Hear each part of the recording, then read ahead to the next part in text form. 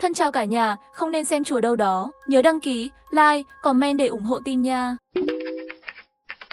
Phải, tôi đã bị ông nhục. Vào đêm trước kỳ thi cao khảo, 2 tháng trước, kẻ xâm nhập và gây án. Trước mặt bà ngoại, hắn đã làm nhục tôi. Lại còn rớt bà ngoại ngay trước mặt tôi. Tôi đã sống sót, nhưng lại trở thành người tàn phế suốt đời. Lẽ ra là học sinh xuất sắc của thành Bắc, giờ đây lại là kẻ không thể đi vệ sinh. Chỉ là phế vận. May mắn tôi đã được tái sinh. Tái sinh vào khoảnh khắc kẻ sát nhân gõ cửa. Cuộc đời tôi đã bị hủy hoại vào đêm trước kỳ thi cao khảo. Tôi nhớ rất rõ. Đó là 10 giờ tối ngày mùng 6 tháng 6. Khu dân cư mất điện. Gió bên ngoài thổi mạnh. Bỗng dưng có tiếng gõ cửa, mở cửa ra. Chúng tôi là nhân viên quản lý, kiểm tra hệ thống điện. Giọng nói trầm thấp và khàn khàn. Có gì đó kỳ lạ, tôi run rẩy. Kẻ sát nhân đã đến. Trước khi mất điện, bà ngoại đang trong bếp chuẩn bị bữa sáng cho ngày mai. Bà đang hấp bánh hoa cuộn, biểu tượng cho sự thăng tiến. Tiểu xong, kiểm tra lại chứng minh thư thi đi.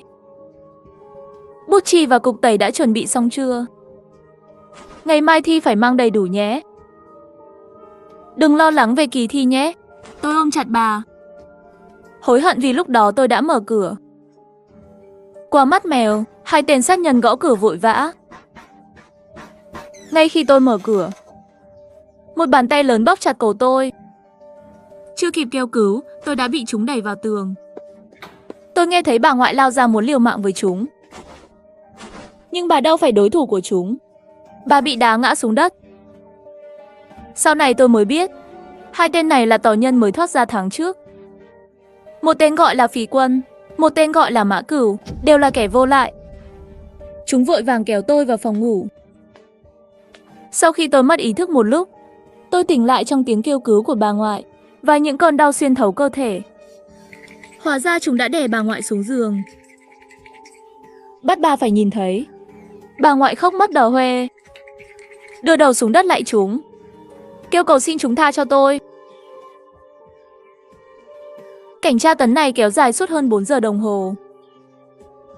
Cho đến khi chúng đói, bảo bà ngoại tôi nấu mì. Hóa ra ngày mai là kỳ thi cao khảo.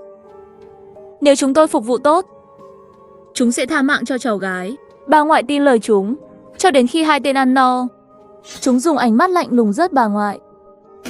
Tôi gào khóc điên cuồng và vùng vẫy, nhưng bị Phỉ Quân chặt đứt khớp xương. Người đầu tiên phát hiện ra hiện trường vụ án là giáo viên chủ nhiệm của tôi. Ông không thấy tôi đến phòng thi, liền đến nhà tôi để kiểm tra.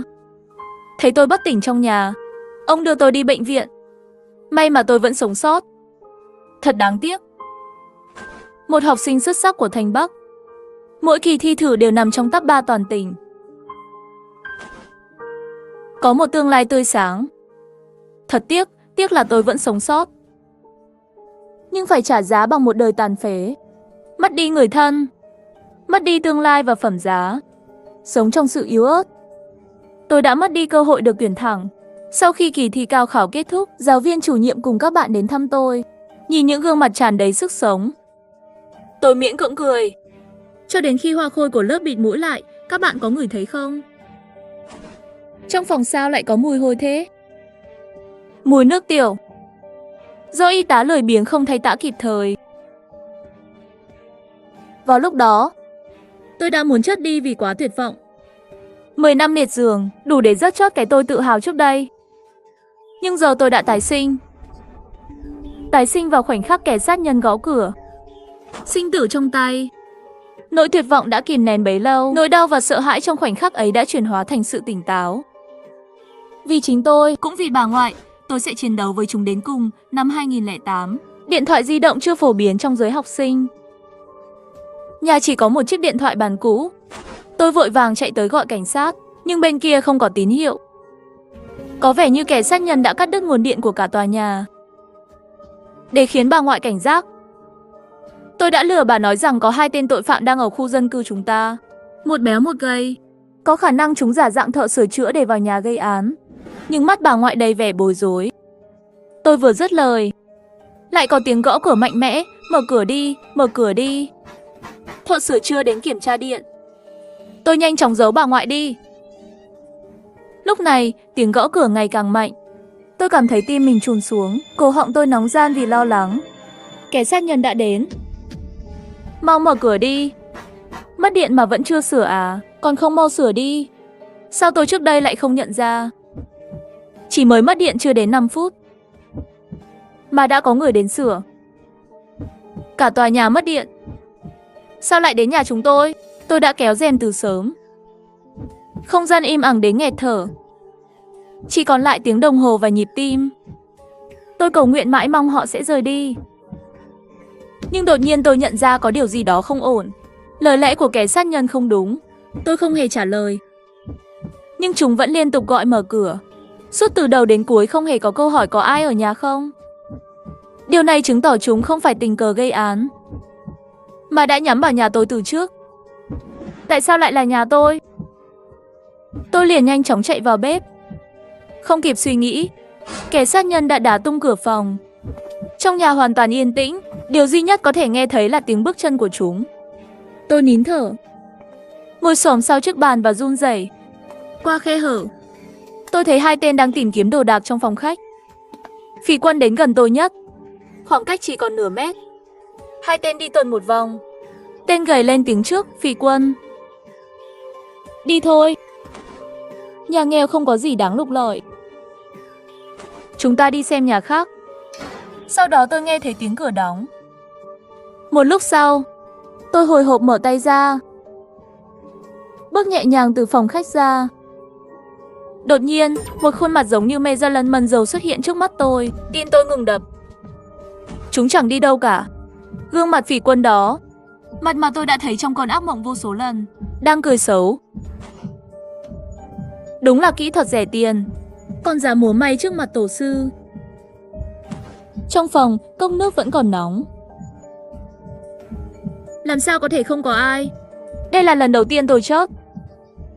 Mọi chuyện xảy ra sau đó giống như quá khứ. Điều duy nhất khác biệt là tôi dùng dao trái cây đâm Phỉ Quân một nhát, sau đó bị chúng chém chết ngay tại chỗ trước khi mắt nhắm lại. Tôi thấy bà ngoại bị Mã Cửu dùng dây siết cổ. Hắn nhìn tôi với ánh mắt hoảng sợ, với sự tuyệt vọng và đau đớn. Tôi muốn gọi tên hắn, nhưng cổ họng không thể phát ra tiếng nào. Sau khi bố mẹ tôi qua đời vì tai nạn, tôi sống cùng bà ngoại. Bà nuôi tôi bằng nghề bán bánh xèo. Bà vất vả từ sáng đến tối. Những người hàng xóm xấu miệng luôn bàn tán về bà tôi. Con gái bà thật là khổ. Con trai đã qua đời. Nếu có cháu trai, sau này có thể có người dựa vào. Bà ngoại tính tình hiền lành, chẳng hề tức giận. Con tôi, Tiểu Song, thông minh và chăm chỉ, học hành tốt, sau này nhất định sẽ thành công. Bà Sang, cháu trai bà giống Tiểu Song đấy. Bà nói xem, Tiểu Song đứng thứ mấy trong lớp? Tôi tên là Tần Song, vì bà ngoại thích cây thông. Bất kể gió mưa, vẫn đứng vững. Tôi cố gắng học hành, vào trường tốt nhất, kiếm thật nhiều tiền để bà ngoại sống một cuộc sống tốt đẹp. Nhưng tại sao tôi lại không làm được? Tôi bỗng tỉnh dậy. Cơn đau ở cổ họng vẫn còn. Tôi hoảng hốt nhìn trước mắt. Một cơn hồi hộp. Căn phòng quen thuộc. Âm thanh quen thuộc. Tôi ngay lập tức nhìn đồng hồ. Vẫn là 10 giờ tối ngày mồng 6 tháng 6. Tôi chợt hiểu ra, đây là vòng lặp vô tận. Tôi lại trở về khoảnh khắc kẻ sát nhân gõ cửa. Toàn thân tôi run rẩy. Tôi không thể tin nổi. Vô vàn câu hỏi đang quay cuồng trong đầu tôi. Đầu tiên, kẻ sát nhân không phải là sự tình cờ. Chúng đến đây có mục đích. Nhưng tại sao lại chọn nhà tôi? Tôi chỉ học hành, không hề đụng chạm đến ai ngoài xã hội. Chưa kịp nghĩ kỹ, cửa lại bị đá tung ra. Lần này tôi không còn trốn nữa. Tôi có thể tái sinh và chiến đấu với chúng. Tôi cầm dao trái cây lao tới, nhưng tôi chẳng phải đối thủ của chúng. Tôi không nhớ mình đã bị rớt bao nhiêu lần. Mọi thứ trong nhà tôi đều đã dùng hết. Thuốc diệt côn trùng, cán chổi, gậy gộc. Thậm chí tôi còn bỏ thuốc độc vào mì khi cần bà ngoại nấu mì cho chúng, để có thể rớt chót chúng. Dù tôi thử cách nào, tôi vẫn chót. Không có phương trình nào không thể giải, chỉ có phương pháp giải sai. Lúc này hy vọng duy nhất của tôi là chỉ cần cảnh sát có thể đến nhanh nhất có thể. Tôi phải kéo dài thời gian bằng mọi cách. Chúng tôi phải đợi cảnh sát đến trước khi bị rớt. Lại tỉnh dậy. Tôi nhìn về phía bếp. Bà ngoại đang nhào bột. Bà đã mua rất nhiều bột mì nhưng chưa mở. Tôi bỗng nhớ ra một câu trong bài học hóa học cấp 2. Bụi dễ cháy. Trong trạng thái bụi cực nhỏ, chúng có xu hướng tự nhiên. Vài phút sau, tiếng nổ vang trời khiến tai điếc. Ngọn lửa rực cháy xé toạc bầu trời. Trời ơi, nhìn kìa. Phía đó đã nổ rồi. Tiếng xôn xao hoảng loạn vang lên khắp khu dân cư. Nhanh chóng sơ tán đám đông. Có lửa, mau cứu người. 1 phút trước, tôi đã bảo bà ngoại lên tầng 2 mượn nến của cô Su. Còn tôi thì đốt bột mì và mở bình gassy. Chạy vào sau cửa và đợi tiếng gõ cửa vang lên lần nữa. 10 giờ 3 phút. Vừa đẩy cửa, tôi bị sức nóng dữ dội hất ngã. Tôi nhanh chóng lao ra ngoài. Trong ánh lửa, phỉ quân nhìn thấy tôi. Chúng nhìn nhau. Mã Cừu xông vào nhà tôi tìm tài sản. Phỉ quân vung diều lao về phía tôi. Tôi tránh được. Có vật gì đó bay xẹt qua vai tôi. Hắn đã trượt tay, nhưng tôi cũng bị vấp, ngã xuống đất. Trong con mê mờ, tôi thấy phỉ quân hung hãn vung diều và định chạy. Tao sẽ giết mày. Tôi không sợ, mà còn mỉm cười. Lần này tôi cuối cùng cũng đã đưa bà ngoại đi. Chết cũng không uổng. Diều rơi xuống đất. Tôi chấp nhận số phận, nhắm mắt lại. Tiếng hét thảm vang lên. Đó không phải là của tôi, mà là của bà ngoại. Bà đã quay lại đúng lúc, lao vào người tôi. Bà lại một lần nữa chịu hết tất cả cho tôi. Lúc này tiếng còi cảnh sát vang lên. Mã Cừu và phỉ quân vội vã bỏ chạy. Đây là lần duy nhất trong chu kỳ ân huệ tôi đã đợi được cảnh sát. Nhưng đã quá muộn. Nhìn xác bà ngoại, tôi gào thét khóc lóc. Tôi lại một lần nữa mất đi bà ngoại vô số lần. Tôi đau đớn, không cam tâm. Nhưng đột nhiên một chi tiết lóe lên trong đầu tôi. Mã Cừu lần này không tra hỏi chúng tôi. Sao hắn lại biết nơi giấu tiền trong nhà? Bà ngoại đã già, không biết để tiền trong ngân hàng. Bà vẫn giữ tiền mặt. Thời gian kẻ sát nhân xuất hiện là lúc 5 giờ chiều. Có nghĩa là sau khi vượt ngục, chúng đã trực tiếp đến nhà tôi. Nhưng sao chúng lại biết tình hình nhà tôi? Rốt cuộc là ai đang thông báo cho chúng? Tôi quyết định ở lại trong lửa. Tái sinh từ đống tro tàn. Lần nữa tái sinh, vẫn là 10 giờ tối với mưa bão cuồng phong. Lần này tôi nhét tài sản của bà ngoại vào trong ba lô. Bà ngoại hỏi tôi với ánh mắt nghi ngờ. Sao con biết có tiền ở đây? Tôi giữ chặt vai bà. Trong đôi mắt mờ đục của bà phản chiếu khuôn mặt tôi hiện giờ. Gương mặt lạnh lùng, không chút ngây thơ. Tôi đã bị tuyệt vọng tái tạo lại, với thần thái hoàn toàn khác xưa, khiến bà ngoại sững sờ. Những lời tiếp theo còn nhất định phải nghe kỹ. 2 phút nữa, 2 tên tội phạm vừa trốn tò sẽ vào nhà mình. Đừng kháng cự. Ba bảo chúng là tiền đều ở đây, không thì chúng ta sẽ chết. Tôi buộc chặt ga giường lên ban công. Trong tiếng kêu hoảng hốt của bà ngoại, tôi nhảy qua cửa sổ, leo xuống theo ga giường. Ngay sau đó là tiếng đập cửa của kẻ xấu và tiếng thét vô vọng của bà ngoại. Tôi cắn chặt răng, không dám dừng lại. Kẻ xấu không lấy được tiền, chúng sẽ không dễ dàng gây án đâu. Chỉ có thể dẫn chúng ra ngoài mới có một tia hy vọng. Bầu trời sấm sét vang lên. Một bàn tay cầm dao thò ra từ cửa sổ. Phỉ quân đã cắt đứt ga giường, còn tôi thì bị ném xuống đất từ tầng 2. Tôi nghe rõ tiếng xương đùi vỡ rắc. Chắc là gãy rồi. Nhưng tôi không còn thời gian. Tôi đứng dậy, chật vật bò đi. Đau đớn, tôi bước đi về phía trước. Trời vẫn mưa gió âm ầm. Cơn mưa như muốn nuốt chửng tất cả, bao gồm cả tay cầu cứu của tôi. Ngay lúc đó, tôi nghe thấy tiếng còi cảnh sát. Là một chiếc xe cảnh sát. Tôi gào thét gọi. Cuối cùng trời đã nghe thấy lời cầu nguyện của tôi. Cảnh sát đến trong khi tôi gần như sắp gãy gục. Tôi gào thét mất kiểm soát. Cảnh sát ơi, mau cứu tôi. Nhà tôi có 2 tên sát nhân vào. Bà ngoại tôi vẫn còn trong đó. Mau cứu bà ấy. Đừng lo, đừng nói lung tung. Nhà của bạn đâu? Chuyện gì xảy ra? Giọng nói điềm tĩnh và mạnh mẽ của cảnh sát mang lại cho tôi cảm giác an toàn chưa từng có. Tôi ở tòa nhà số 4, tầng 5, phòng 30. Đúng rồi, tôi đang gật đầu. Bỗng nhiên tôi nhận ra. Sao anh ta biết địa chỉ nhà tôi? Ngay lúc đó, cảnh sát hét lên sau lưng tôi. Các người làm kiểu gì thế? Sao lại để một cô gái nhỏ như thế này lọt lưới? Cơ thể tôi run lên. Đầu óc tôi trống rỗng. Tất cả hy vọng giờ đã là tuyệt vọng. Tôi quay người lại tuyệt vọng. Trong đôi mắt, Phỉ Quân đang lao về phía tôi. Lúc này tôi mới nhận ra, đây là một cảnh sát giả. Thì ra chúng là kẻ giả mạo. Thì ra Mã Cửu và Phỉ Quân đã ở nhà tôi lâu như vậy là để đợi người. Bọn cướp luôn luôn là 3 người. Lần này tôi chót trên đường phố. Giá trị của việc khai báo tiền đấy thật lớn. Chúng tôi bị đập mạnh xuống đất. Trước khi chót, tôi khó khăn hỏi câu hỏi đó. Rốt cuộc ai là người cho các người biết tình hình nhà tôi? Có lẽ là lần đầu tiên, trước khi chót, vẫn còn muốn biết câu trả lời. Hắn khom người xuống. Hơi thở đáng sợ phả vào tai tôi. Thì cứ hỏi bạn học tốt của mình đi. Mùa mưa tháng 6, nóng nực và ẩm ướt. Khi làm bài, phải thật kỹ lưỡng. Phải có một trái tim bình tĩnh. Chúc các bạn ngày mai làm bài thật tốt. Đều đạt được kết quả như ý. Tôi mất kiểm soát đứng dậy. Các bạn và thầy cô ngạc nhiên nhìn tôi. Giáo viên chủ nhiệm tức giận chỉ biết đập bàn. Đến lúc nào rồi? Mà vẫn còn trễ. Sau kỳ thi cao khảo thì có rất nhiều thời gian để ngủ. Đầu tôi đau như búa bổ. Không thể phân biệt được chuyện vừa qua là ác mộng hay là sự thật. Lần này, tôi không quay lại khoảnh khắc kẻ sát nhân gõ cửa, mà là tái sinh cách đây 5 giờ. Bây giờ còn 30 phút nữa là tới lúc bọn cướp vượt ngục. Tên tội phạm nói người bán đứng tôi là bạn học của tôi. Tôi thầm quan sát xung quanh. Lớp học tự học yên tĩnh đến lạ.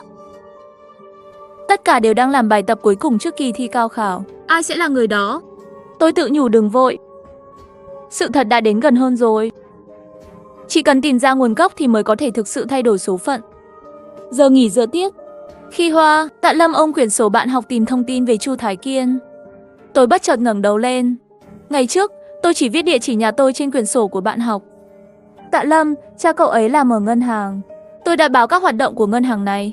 Hy vọng họ sẽ giúp bà ngoại thay đổi thói quen để tiền mặt trong nhà. Cậu ấy biết địa chỉ nhà tôi, cũng biết thói quen của bà ngoại. Hai điều kiện cần thiết, cả hai đều đúng. Tôi luôn là cái gai trong mắt cậu ấy. Cậu ấy luôn chế giễu trang phục và hoàn cảnh gia đình của tôi. Cậu ấy thích bạn học cùng bàn, Chu Thái. Nhưng người Chu Thái thích là tôi. Đúng, chính là cậu ấy. Tạ Lâm, chính cậu ấy đã nói với bọn cướp địa chỉ nhà tôi. Dễ dàng quá, đúng không? Khi gần tốt nghiệp, cậu ấy muốn giữ một kỷ niệm. Tim tôi đập như trống. Theo yêu cầu của cậu ấy, tôi bình tĩnh cầm bút lên, viết một địa chỉ không tồn tại. Vào lúc 10 giờ tối, cơn mưa đến như dự đoán. Tôi lo lắng nhìn đồng hồ, liên tục nhìn về phía cửa. Tim tôi như muốn rơi ra ngoài. Vòng quay của kim đồng hồ cứ chậm chậm. Tôi không dám thở mạnh. Cho đến khi kim đồng hồ chỉ qua 9 giờ, tôi mới bắt đầu nghe thấy tiếng tim mình đập. Lần này không có mất điện, cũng không có tiếng gõ cửa. Kẻ sát nhân không đến, chứng tỏ địa chỉ là nguồn gốc. Kẻ chủ mưu chính là Tạ Lâm. Tôi lập tức chạy đến ôm chặt bà ngoại. Bà ngoại bị tôi dọa đến mức không nhẹ. Con làm sao vậy? Bà giật mình. Tôi dựa vào vai bà và bật khóc. Ngày hôm sau, tôi tham gia kỳ thi cao khảo một cách suôn sẻ. Khi tôi ra khỏi phòng thi, thầy vội vàng gọi tôi lại. Tần Song, con có biết không? Gia đình Tạ Lâm tối qua bị sát nhân rất sạch. Nghe nói là người vượt ngục đã giết cả cậu ấy và mẹ cậu ấy. Trong một khoảnh khắc, nỗi kinh hoàng từ chân tôi vọt lên đến đỉnh đầu. Tôi hoàn toàn choáng váng. Không phải Tạ Lâm làm, không phải cậu ấy. Vậy là ai? Nhưng tại sao? Tại sao tôi lại điền thông tin sai? Mà gia đình Tạ Lâm lại gặp chuyện. Khi tôi vừa bước ra khỏi phòng thi, tim tôi thắt lại. Một suy nghĩ như bóng ma lóe lên. Tôi vội vàng túm lấy bạn học bên cạnh. Giọng tôi run rẩy. Địa chỉ của bạn học hôm qua, cuối cùng là ai giữ? Cuối cùng hình như là Chu Thái mang địa chỉ bạn học đi. Câu trả lời của bạn học như một cú sét ngang trời, đánh mạnh vào trái tim tôi. Chu Thái, người đã chăm sóc tôi tỉ mỉ khi tôi bị liệt. Người đã cho tôi dũng khí. Sao lại có liên quan đến sự kiện khủng khiếp đó? Không thể, chắc chắn là hiểu lầm. Chu Thái luôn tốt bụng. Trước khi tái sinh, trong những ngày tối tăm khi tôi liệt giường, Sự thiếu kiên nhẫn của y tá với sự dịu dàng và cẩn thận của Chu Thái, sự khác biệt rõ rệt. Sự có mặt của cậu ấy là dũng khí để tôi sống sót. Bất ngờ trong lúc tôi mê man, Chu Thái vội vàng đi qua tôi, giống như có điều gì đó lo lắng. Bị một lực vô hình, tôi đi theo. Lờ mờ, tôi nghe thấy cuộc gọi khiến tôi kinh ngạc. Đừng gọi cho chúng tôi nữa. Cái chúng tôi đưa cho mày đã đủ rồi. Chúng tôi đã hết lòng rồi. Mày không phải chỉ cần tiền sao? Tại sao lại giết người? Vụ án ở nhà bên cạnh xảy ra lúc 9 giờ 30 phút. Nhà họ cách địa chỉ tôi điền sai. Chỉ đúng nửa giờ. Câu trả lời rõ ràng ngay lập tức. Chính Chu Thái là người đã nói cho bọn cướp thông tin. Trong lòng tôi như bị sập xuống. Vụn vỡ.